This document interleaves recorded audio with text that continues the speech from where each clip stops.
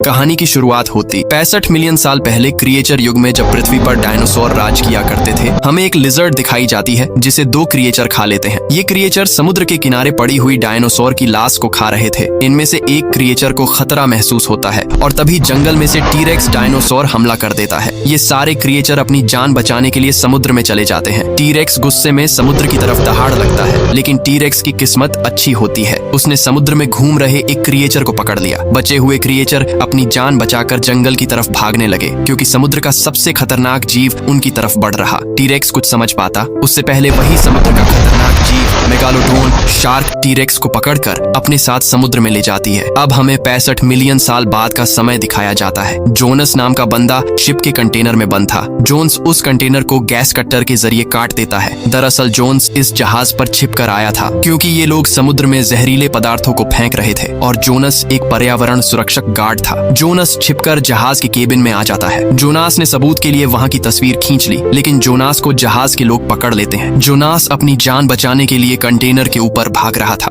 जहाज के लोगों ने जोनास को घेर लिया था। जोनास अपनी जान बचाने के लिए समुद्र में कूद जाता है। जोनास के साथी उसे बचाने के लिए प्लेन से आ गए थे। ये लोग प्लेन को समुद्र में उतार देते हैं और फिर प्लेन की टंकी खोलकर जोनास को बचा लेते हैं। अब जोनास और उसके साथी इस मिशन को कंप्लीट करके वापस आ गए थे। यहाँ ओशनिक इंस्टीट्यूट का 10वां वर्षगांठ समारोह चल रहा था। यह एक बड़ा और शानदार आयोजन था, जिसमें शोधकर्ता, वैज्ञानिक, निवेशक सभी मौजूद थे। सबसे पहले मंच पर जूमिंग झोंक आता है। जूमिंग एक सच्चा समुद्र प्रेमी वैज्ञानिक है, बिल्कुल अपने पिता और बहन की तरह। वो मंच से सभी को बताता है कि उनकी टीम ने एक नई तकनीक विकसित की है, उन्नत पनडुब्बियां, जो थर्मोक्लाइन समुद्र की एक प्राकृतिक गहरी तापीय परत को भेदकर नीचे जाने में सक्षम है। पहले यह असंभव था, अब यह मुमकिन है। और फिर जूमिंग अपनी सबसे बड़ी उपलब्धि का जिक्र करता है, कुछ ऐसा जो दुनिया ने पहले कभी नहीं सुना था। उन्होंने एक बच्ची मेगालोडन शार्क पकड़ी थी और उसे पाला है। उसका नाम है हाइची। हाइची पूरी 80 फीट बड़ी है और जूमिंग का दावा है कि उन्होंने उसे पालतू बना लिया है। भीड़ में उत्साह और घबराहट दोनों है। मैक, जो भीड़ में खड़ा है, जोनास को कोहनी मारता है। जोनास बस यही सोचता है कि यह सब कुछ एक खतरनाक है। जूमिंग सभी को एक लाइव शो दिखाता है। हाइची अपने विशाल पानी के टैंक में थी। एक शीशे के पीछे वो आराम से घूम रही थी। जूमिंग भी उसी पानी के टैंक में उतर जाता है। जोनास ने जूमिंग को पानी के टैंक से बाहर निकालने के लिए कहा, लेकिन जूमिंग जोनास की बात नहीं मानता है, क्योंकि हाइची यानी कि उस शार्क को अपना दोस्त मानता था। जूमिंग ने एक डिवाइस में लगे बटन को दबाया, जिसका मतलब था, हाइची मेरे पास आ जाओ। जोनास और उसकी बेटी टैंक की तरफ देख रहे थे। तभी वह खतरनाक मेगालोडोन शार्क, जिसका नाम हाइची है, जूमिंग के पास आ जाती है और 2 बार बटन दबाने पर हाइची वहां से चली जाती है। जूमिंग ये देखकर बहुत खुश होता है, लेकिन हाइची अचानक तेजी से जूमिंग के पास आने लगती है। जूमिंग में डिवाइस का बटन दबाया, लेकिन इस बार हाइची दूर नहीं जाती है। हाइची उसे खाने के लिए आगे बढ़ रही थी। हाइची जूमिंग पर हमला कर देती है। केबिन में खड़े सारे लोग डर गए थे। तभी जूमिंग केबिन के अंदर आ जाता है। भी हाइची भी उन्हीं लोगों को देख रही थी। जोनास और जूमिंग के बीच में थोड़ी बहस होती है। दरअसल यह दोनों लोग समुद्र में खोज करने वाली कंपनी चला रहे थे। वही जोनास की बेटी के सामने हाइची खड़ी हुई थी। अब यह सारे लोग हेलीकॉप्टर से मानव वन नाम के रिसर्च सेंटर पर आ जाते हैं, जहाँ से यह लोग समुद्र की गहराई में खोज करने के लिए जाने वाले थे। वही हमें हाइची को टैंक में दिखाया जाता है, जो अब होश में नहीं थी, यानी कि उसे कुछ हो गया था। हाइची टैंक में लगे जाल को तोड़कर वहाँ से भाग जाती है। हाइची खुले समुद्र में पहुंच गई थी, यानी कि बहुत बड़ी मुसीबत आने वाली है। वही मानव वन में यह लोग समुद्र में 25,000 फीट नीचे जाने की तैयारी शुरू कर रहे थे। जोन्स और जूमिंग दोनों सबमरीनों में बैठकर समुद्र के अंदर चले जाते हैं। ये दोनों लोग समुद्र में 17,000 फीट नीचे पहुंच जाते हैं, पर इन लोगों को भी समुद्र के नीचे और भी गहराई में जाना था। तभी जोनास को मालूम चलता है कि उसकी बेटी भी छिपकर सबमरीन में आ गई थी। जोनास अपनी बेटी मेंग पर गुस्सा करता है और फिर उसे एक कुर्सी पर बैठाकर बांध देता है। तभी जूमिंग को मालूम चला कि इन लोगों की तरफ हाइची बढ़ रही है। जोनस और जूमिंग तेजी से अपनी सबमरीन को थर्मोक्लाइन परत कर नीचे ले जाने के लिए आगे बढ़ते हैं। दरअसल थर्मोक्लाइन परत के नीचे मेगालोडोन शार्क नहीं आ सकती थी। ये लोग थर्मोक्लाइन के अंदर चले जाते हैं। उसे पार करने के बाद दोनों सबमरीन समुद्र के सबसे खतरनाक हिस्से में पहुंच गई थी। जोनास को मालूम चला कि हाइची भी थर्मोक्लाइन के अंदर आ गई थी। तभी इनकी सबमरीन के सामने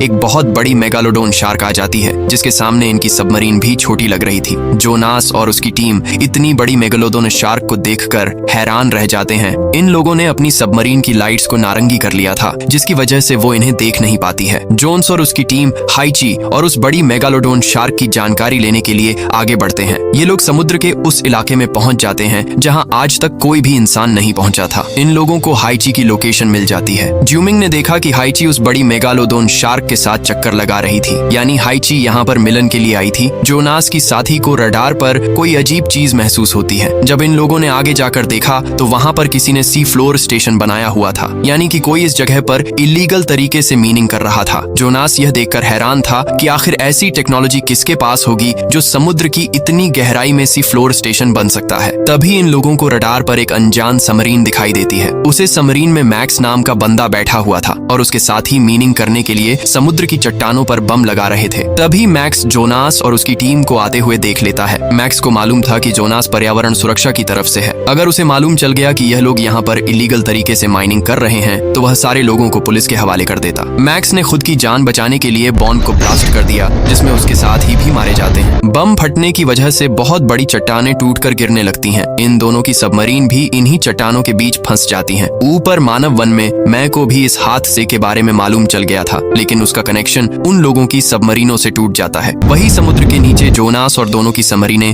ज्यूमिंग अलग हो गई थी। जोनास की सबमरीन खराब हो गई थी, यानी कि यह लोग वही समुद्र के नीचे फंस गए थे। जोनास और मेक का कनेक्शन वापस से जुड़ गया था। मेक ने जोनास को बताया कि रेस्क्यू सबमरीन खराब हो जाने की वजह से मैं तुम्हें समुद्र के नीचे लेने नहीं आ पाऊंगा। जोनास की सबमरीन की ऑक्सीजन खत्म हो रही थी। अब जोनास पैदल उसे सी फ्लोर स्टेशन की तरफ जाने का फैसला करता है। जोनास और उसकी टीम ने पावर आर्मोर पहन रखे थे, जिनकी वजह से यह लोग समुद्र की इतनी गहराई में भी चल पा रहे थे। रास्ते में जोनास को ज्यूमिंग भी मिल जाता है, यानी कि ज्यूमिंग और उसकी टीम भी जिंदा थी। यह लोग भी पैदल उसी सी फ्लोर स्टेशन की तरफ जा रहे थे। वही हम लोगों को मालूम चलता है कि मैक्स की सबमरीन भी इस धमाके में खराब हो गई थी और अब मैक्स की बॉस उसे बता देती है कि जोनास और उसकी टीम अभी मेरी नहीं है। वह लोग पैदल चलकर सी फ्लोर स्टेशन की तरफ जा रहे हैं। वही जोनास और उसकी टीम सी फ्लोर स्टेशन तक पहुंच गए थे, लेकिन उसे स्टेशन के अंदर जाने से पहले इन लोगों पर वही 65 मिलियन साल पुराने क्रिएचर हमला कर देते हैं। उन क्रिएचर को देखते ही जोनास की टीम ने उन लोगों पर फायर करना शुरू कर दिया, लेकिन वह क्रिएचर बहुत ज्यादा ताकतवर थे। क्रिएचर जोनास के कई टीम मेंबरों को मार देते हैं, लेकिन तभी वहां पर मेगालोडोन शार्क आ जाती है, जो ज्यूमिंग की रोशनी को देखकर वहां पर आ गई थी। मेगालोडोन शार्क इन लोगों पर हमला कर देती है, लेकिन जोनास और ज्यूमिंग की टीम सही समय पर स्टेशन के अंदर आ जाती है। मेगालोडोन शार्क वहां से भाग जाती है। अब यह केवल 4 लोग ही जिंदा बचे थे। वही स्टेशन के अंदर ज्यूमिंग को एक धातु मिलती है। ज्यूमिंग ने बताया कि इस धातु की कीमत कम से कम 50 करोड़ रुपए होगी। यह सुनकर जोनास हैरान हो जाता है। वहीं ऊपर मानव वन से इनकी एक साथ ही इन्हें एक रूम में जाने के लिए कहती है, जहां पर यहाँ से बाहर निकालने के लिए स्केप पॉट रखे हुए थे। जोनास और उसकी टीम जैसे ही उसे कमरे के अंदर आती है, तभी उसे कमरे के गेट अचानक बंद हो जाते हैं। दरअसल उनकी यह साथी भी उन खतरनाक लोगों से मिली हुई थी जो समुद्र के नीचे मीनिंग किया करते थे। वह स्केप पॉट को ऊपर से कंट्रोल करके हटा देती है और अब उनके कमरे में पानी भरना भी शुरू हो जाता है। इन लोगों में जोनास सबसे ज्यादा बहादुर था। वह एक गेट के जरिए समुद्र में बाहर निकल जाता है ताकि घूम के आकार वह इन लोगों के कमरे का गेट खोल सके। जोनास घूमकर स्टेशन में वापस आ गया था और फिर वह इन लोगों के कमरे का गेट खोल देता है। अब ये लोग एक पुराने सबमरीन के जरिए वहां से बाहर निकलने वाले थे। उस स्टेशन की लाइट को ऑन कर दिया। मेगालोडोन शार्क उस स्टेशन की लाइट पर हमला कर देती है और यह लोग सबमरीन के जरिए वहां से निकल जाते हैं। वहीं ऊपर मानव वन में इस धोखेबाज साथी ने अपनी एक टीम को उसी पर कब्जा करने के लिए बुला लिया था। बहुत सारे लोग मिलकर उस पूरे स्टेशन पर कब्जा कर लेते हैं। तभी हमें मालूम चलता है कि उस ब्लास्ट की वजह से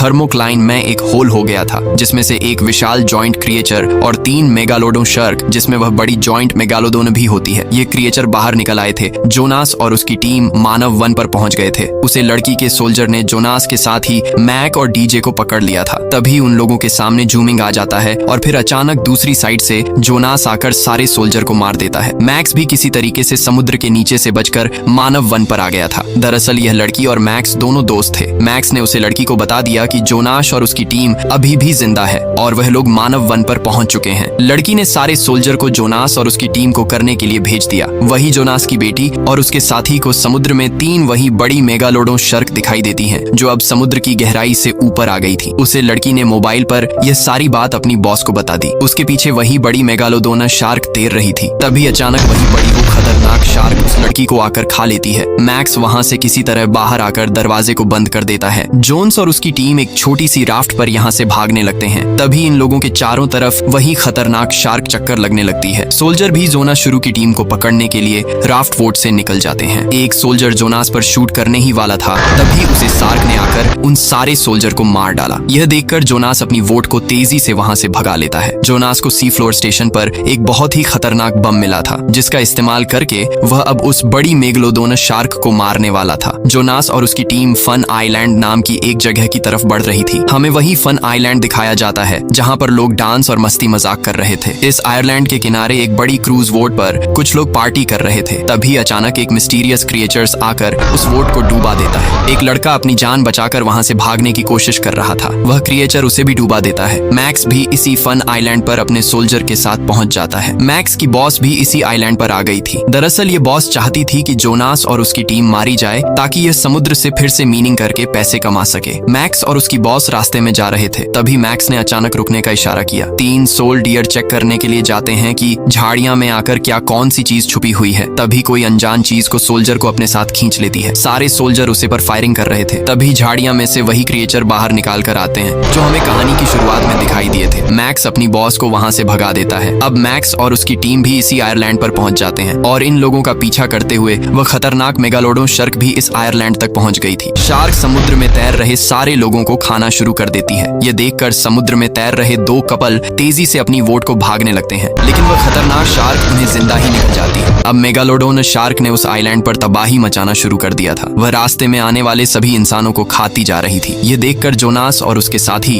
अब उस खतरनाक शार्क को बम से मारने की प्लानिंग करते हैं। वहीं आयरलैंड पर वह बॉस अपने हेलीकॉप्टर में बैठी हुई थी। वह अपनी जान बचाने के लिए गन को उठा लेती है। वह जैसे ही अपने हेलीकॉप्टर में वापस बैठी, तभी एक क्रिएचर चुपके उस हेलीकॉप्टर पर चढ़ जाता है और फिर बॉस को अपने साथ खींचकर जंगल की तरफ ले जाता है। जोनास ने उन सारे बॉम्ब को अपने साथियों से ले लिया था और अब जोनास एक जीत इसकी को अपने साथ लेकर उसे शक को मारने के लिए निकल जाता है। मैक्स ने भी उसे जाते हुए देख लिया था। वही वह खतरनाक शार्क अब जोनास के पीछे लग जाती है। जोनास पूरी रफ्तार में जेटस्की को भगा रहा होता है। तभी सामने से अचानक एक शार्क उस पर हमला कर देती है। जोनास अब समुद्र में गिर गया था। भाई खतरनाक शार्क उसके नीचे ही थी। जोनास तेजी से तैरकर अपनी जेटस्की पर चढ़ जाता है। वह खतरनाक शार्क तेजी से जोनास की तरफ बढ़ रही थी। शार्क जोनास को खाने ही वाली थी, लेकिन वह किसी तरह शार्क से बच जाता है। आयरलैंड पर जोनास की टीम को सोल्जर ने पकड़ लिया था, लेकिन जूमिंग यहाँ से बचने का रास्ता निकाल लेता है। जूमिंग डीजे के पेट में एक उंगली मारी। डीजे पीछे लगे एक बटन से टकराता है, जिसकी वजह से सोल्जर के पीछे वाला लाल गेट खुल जाता है और वह क्रिएचर सोल्जर को मारने लगे। मौका देखकर जूमिंग और उसके साथी वहां से भाग जाते हैं। वही समुद्र में जोनास और वह खतरनाक शार्क एक दूसरे के आमने सामने थे। शार्क तेजी से जोनास की तरफ बढ़ रही थी। जोनास बम को शार्क की तरफ फेंकता है, लेकिन वह शार्क इस ब्लास्ट से बच जाती है। तभी नीचे से अचानक वही सबसे बड़ी हो खतरनाक मेगालोडोन शार्क जोनास पर हमला कर देती है। शार्क के गिरने की वजह से समुद्र में एक बड़ी लहर उठती है, जिसके ऊपर जोनास था। सामने से एक दूसरी शक जोनास पर हमला करती है, लेकिन इस बार जोनास ने शार्क के सही जगह पर बम से निशाना लगाया था। आखिरकार तीनों में से एक शार्क मारी जाती है, लेकिन सबसे खतरनाक और बड़ी शार्क अभी भी जिंदा थी। वही मेक और जूमिंग एक कर से हेलीकॉप्टर को चुराने के लिए आ जाते हैं, लेकिन हेलीकॉप्टर के पास में वही खतरनाक क्रिएचर होते हैं। जूमिंग उनका ध्यान भटकने के लिए एक फावड़े से आवाज करता है। अब वह क्रिएचर जूमिंग के पीछे आ जाता है। उसने जूमिंग पर हमला कर दिया, लेकिन जूमिंग फावड़े से मारकर उसे दूर कर देता है। क्रिएचर ने जूमिंग को जमीन पर गिरा दिया। जूमिंग का फावड़ा भी टूट चुका था। इस टूटे हुए फावड़े से जूमिंग क्रिएचर को मार देता है। अब बहुत सारी क्रिएचर जूमिंग की तरफ बढ़ रहे थे। झूठ तेजी से दौड़ते हुए हेलीकॉप्टर की ओर आ जाता है, लेकिन हेलीकॉप्टर में पेट्रोल नहीं बचा था। रोमिंग ने बाल निकालकर हेलीकॉप्टर में लगा दी। मेक हेलीकॉप्टर को जमीन से ऊपर कर देता है। जैसे ही जूमिंग पेट्रोल पाइप को निकालने के लिए जाता है, तभी वह जमीन पर गिर गया। जूमिंग पाइप को उठाकर पेट्रोल क्रिएचरों पर डाल देता है और फिर वह तेजी से हेलीकॉप्टर की तरफ भागना शुरू कर देता है। मैक ने फ्लेयर गन से पेट्रोल की टंकी को ब्लास्ट कर दिया। जूमिंग सही सलामत हेलीकॉप्टर पर वापस आ जाता है। वही समुद्र में से अचानक बड़े बड़े टेंटिकल्स बाहर निकले, जो अपने साथ एक आदमी को उठाकर ले जाते हैं।